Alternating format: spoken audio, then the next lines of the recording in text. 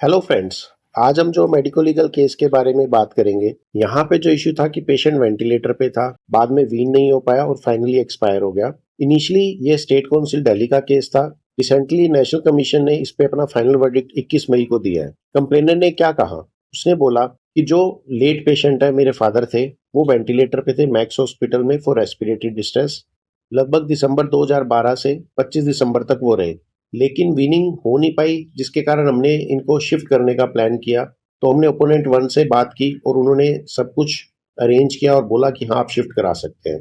तो हमने advance support की एम्बुलेंस के लिए डिमांड की, जो इन्होंने अरेंज की, और उसके बाद इन्होंने वो एम्बुलेंस भेज दी। जब एम्बुलेंस वाला ड्राइवर आया, उसमें एक्सपेक्टेड था कि साथ में डॉक्टर हो, लेकिन हमें पहले नहीं पता था डॉक्टर है। जो साथ में बंदा है उसने यही बोला कि मैं डॉक्टर हूँ। जब उन्होंने वहां से ओवर लिया और उसका पेशेंट को एम्बुलेंस में ले लिया, मैं वहां के बिल पे करके आई तो इन्होंने कहा पीछे जगह नहीं है, तो इन्होंने मुझे ड्राइवर की सीट के साथ आगे बिठा दिया और हमने प्रीपेड इसको 6,500 रुपीज पे कर दिए। जब हम ट्रांजिट में थे तो एम्बुलेंस प्रॉपर काम नहीं कर रही थी, जो हमें बाद में पता लगा। बाद में जब मैंने कंप्लेंट की तो पता लगा कि एम्बुलेंस हॉस्पिटल की नहीं थी, इन्होंने आउटसोर्स की हुई थी, और जो अकम्पनिंग पर्सन था वो भी डॉक्टर नहीं था। ट्रांसफर के टाइम कंडीशन इतनी ज्यादा डिटीरियरेट होगी कि उन्हें 15 दिन सेम स्टेट पे आने पे लगा, और इसी के कारण मैंने दोबारा अथॉरिटीज पे जब कंप्लेंट की तो उन्होंने मुझे श्योर किया कि अपोनेंट 2 जो एम्बुलेंस वाला जिनके अंडर है, जिन डॉक्टर के अगेंस्ट हम एक्शन लेंगे। बाद में इन्होंने डॉक्यूमेंट्स की भी अल्टरेशन की, जिससे ये साबित कर सके कि एम्बुलेंस हमने अरेंज की है, जबकि एम्बुलेंस हॉस्पिटल ने अरेंज की थी। इन्होंने डीएमसी में भी कंप्लेंट की, क्योंकि बाद में इनका जो पेशेंट था वो एक्सपायर हो गया था, और इन्होंने नेग्लिजेंस मानते हुए कंपनसेशन डिमांड की। डिफेंस में डॉक्टर्स ने कहा, जो ओपोनेंट 1 है हॉस्पिटल है, उन्होंने कहा एम्बुलेंस जो है वो पेशेंट ने खुद अरेंज की थी, कोई भी हमने कोई भी चार्ज नहीं लिया। जो बिल में क्लियर है कि हमारे द्वारा कोई भी चार्ज नहीं लिया गया, जिससे ये प्रूव हो कि एम्बुलेंस हमने भेजी थी। जो कंप्लेनर है वो खुद डॉक्टर है, तो इन्हें चेक करना चाहिए था कि जो पेशेंट के साथ एम्बुलेंस में लेने आया है वो डॉक्टर है या नहीं है। उसके अलावा जो एम्बुलेंस के इक्विपमेंट है वो एडिक्वेट है या नहीं है। जस्ट अब ये कहना कि इन्होंने एसीएलएस गाइडलाइन को फॉलो नहीं किया इज टोटली रॉन्ग। तो इन्होंने कुछ भी चेक नहीं किया। दूसरा, जितनी भी रेमेडीज जो इन्होंने अलग अलग फॉर्म पे हमारे अगेंस्ट ली है, वो सब गलत फाउंड हुई है। तो कहीं पे भी हम गलत नहीं है। इन्होंने एनएबीएच पे कंप्लेंट डाली, इन्होंने डीएमसी में कंप्लेंट डाली, और भी इन्होंने एक दो जगह कंप्लेंट डाली जहां पे ये गलत प्रूव हुए। कहीं पे भी जो इन्होंने कंप्लेंट किया, उन्होंने मेडिकल नेग्लिजेंस की एलिगेशन नहीं प्रूव की है। एम्बुलेंस ऑलरेडी एक थर्ड पार्टी है, तो हमारी कोई लाइबिलिटी नहीं बनती। उसके अलावा जो ओपोनेंट 2 है एम्बुलेंस के डॉक्टर, उन्होंने कहा कोई भी माल फंक्शन या इक्विपमेंट में एरर नहीं थी। 45 मिनट की जो जर्नी थी उसमें ऑलरेडी डॉक्टर एक साथ में था। उस 45 मिनट में पेशेंट के कोई भी सैचुरेशन या किसी चीज में, वाइटल्स में कोई प्रॉब्लम नहीं आई है। जब हमने उसको हॉस्पिटल में शिफ्ट कर दिया, उसके बाद जब तक वो आईसीयू में लेके गए, वो 15 मिनट का कॉरिडोर है, तो कोई भी अगर प्रॉब्लम हुई है तो वहां पे हुई होगी। हमारी तरफ से कोई भी एम्बुलेंस में दिक्कत नहीं हुई और हमारी तरफ से कोई नेग्लिजेंस नहीं हुई। जब ये केस स्टेट काउंसिल में चला, उन्होंने देखा कि कोई भी ऐसा एविडेंस कंप्लेनर ने प्रूफ नहीं किया कि इन्होंने एडवांस एसीएलएस गाइडलाइन वाली एम्बुलेंस मांगी थी। दूसरा, स्टेट कमीशन ने बोला जब आप खुद डॉक्टर हैं तो आपको चेक करना चाहिए था कि ये डॉक्टर साथ में आया नहीं आया, और एम्बुलेंस जो है वो अकॉर्डिंगली है या नहीं है, जो आप खुद फेल करते हो। अगर आपका पेशेंट ऑलरेडी सीरियस था और आपको लग रहा है कि एम्बुलेंस ठीक नहीं थी, तो आप वेट कर सकते थे नहीं एम्बुलेंस आने की। इसमें कोई इमरजेंसी तो थी नहीं। आप जब शिफ्ट कर रहे हैं सिर्फ विनिंग के लिए। इसके अलावा स्टेट कमीशन ने ऑब्जर्व किया कि पेशेंट ऑलरेडी वेंटिलेटर पे था, और वहां पे डॉक्टर्स लिख रहे हैं कि ये वेंटिलेटर डिपेंडेंट है, वीन ऑफ पॉसिबल नहीं हो पा रहा। तो आप दूसरे हॉस्पिटल में शिफ्ट कर रहे हो, वो भी रिस्क लेके। तो कहीं ना कहीं इन्होंने कंट्रीब्यूटरी नेग्लिजेंस मानी स्टेट काउंसिल की, और कोई नेग्लिजेंस इन्होंने नहीं माना और केस को डिसमिस कर दिया।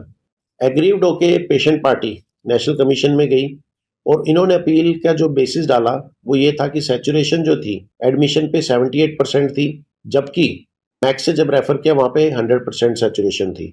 तो कहीं ना कहीं ट्रांजिट में ये सैचुरेशन डिप की है। उसके अलावा इन्होंने कहीं पे भी जो पेशेंट की कंडीशन डिप करती है, कंसेंट साइन होता है, वो कहीं पे भी इन्होंने साइन नहीं किया। इवन जो इनकी फाइल है उस पे भी इन्होंने दिखाया कि ये वाला पेज अनसाइंड है, तो ये स्टेट कमीशन इसको ऑब्जर्व नहीं किया। एम्बुलेंस जो थी वो एडवांस क्रिटिकल केयर की एम्बुलेंस नहीं थी, इवन जो सब डिस्ट्रिक्ट मजिस्ट्रेट में रिपोर्ट है उसमें भी कंफर्म हुआ कि ओपोनेंट 1 ने ही एम्बुलेंस को डिस्पैच किया है। तो इन सब बेसिस पे इन्होंने अपील दायर की और एक कंपनसेशन मांगी। ओपोनेंट ने भी यही बोला कि प्रीवियस हॉस्पिटल को पार्टी नहीं बनाया क्योंकि ट्रीटमेंट इन्होंने सीजीएचएस में लिया था। ऑलरेडी उनके ट्रीटमेंट में मल्टीपल डीसैचुरेशन के एपिसोड है, तो वो जो डीसैचुरेशन के एपिसोड थी, पेशेंट की कंडीशन ऑलरेडी सीरियस थी। जो ऐसे पेशेंट होते हैं जो वेंटिलेटर पे होते हैं वो ऑलरेडी सीरियस थे। इन्होंने वहां से लामा लिया क्योंकि सीजीएचएस में अगर लामा लेते हैं तो गवर्नमेंट उसको पे नहीं करती, इसलिए उसको काट के बाद में डीओआर दिखाया गया।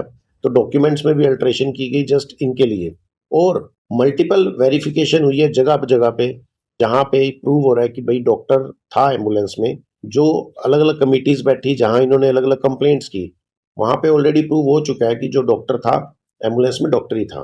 तो नेशनल कमीशन ने ऑब्जर्व किया, स्टेट ने लगभग सारे चीजों का ध्यान रखते हुए अपना डिसीजन दिया है, तो इन्होंने इस केस को डिसमिस कर दिया। टेक होम मैसेज की बात करें फ्रेंड्स, कभी भी आपका कोई केस होता है तो उसको डिफेंड हमेशा प्रॉपरली करें। जैसे यहाँ पे इन्होंने कहा कि जी जो एम्बुलेंस थी वो ओपोनेंट 1 ने भेजी है, इन्होंने कुछ कॉल लॉग्स दिखाए जिससे ये प्रूव हो सके कि ओपोनेंट 1 ने एम्बुलेंस दी है। वहीं दूसरी तरफ ओपोनेंट 1 ने उन कॉल लॉग्स को भी प्रॉपर तरीके से डिफाइन किया, प्लस ये डिफाइन किया कि हमारी तरफ से बिल्ड में कोई भी आइटम नहीं है ऐसा कि हमने एम्बुलेंस भेजी है, तो ये कहीं पे भी प्रूव नहीं हो रहा। तो अपना केस जो है लीगली भी हमें लड़ना है। जो आइटम्स, जैसे यहाँ पे एम्बुलेंस का कोई भी बिलिंग नहीं थी, जो आइटम हमने बिल नहीं किए उनको कभी भी हॉस्पिटल पे लेबल नहीं किया जा सकता। तो ऐसी कोई कंप्लेंट अगर आपके ऊपर की जा रही है जहां पे आपने उसके अगेंस्ट कोई बिल नहीं लिया है, या कोई प्रोसीजर जिसके अगेंस्ट आपने बिल नहीं उठाया है या बिल रेज नहीं किया है, तो वो आपके ऊपर पेशेंट को प्रूव करना पड़ेगा। Last but not the least, serious जो पेशेंट होते हैं उनमें सर्वाइवल का रिस्क पहले ही होता है। तो यहाँ पे जैसे ये कंप्लेंट कर रहे हैं कि भाई वेंटिलेटर पे हमारे फादर साहब थे, ये खुद एक डॉक्टर थे और इन्होंने पेशेंट को शिफ्ट कराने की कोशिश की ताकि वीनिंग हो सके, तो ऑलरेडी पेशेंट के सर्वाइवल के चांस वाज वेरी लो। तो ऐसे में कोर्ट भी ये मानता है कि भाई जब सीरियस पेशेंट है उसमें सर्वाइवल के चांस कम है, तो वहां पे इवन एरर होने की पॉसिबिलिटी ज्यादा है। तो वैसे में जल्दी से डॉक्टर के अगेंस्ट रिजल्ट या डिसीजन नहीं लेना चाहिए। Thank you friends.